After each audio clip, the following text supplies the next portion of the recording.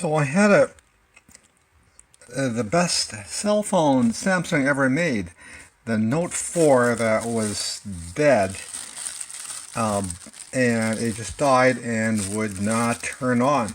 So I put it in a bag like this and threw it in the freezer for 15 minutes without the battery. Took it out and put the battery in,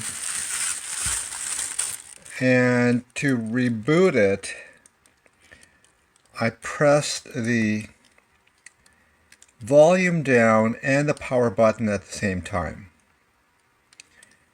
And it took about 5 tries. Sometimes it takes only 1 try, sometimes it takes 5 tries. And after that, it just turned on. So, alright, that's how you fix a dead Note 4. People who love their Note 4.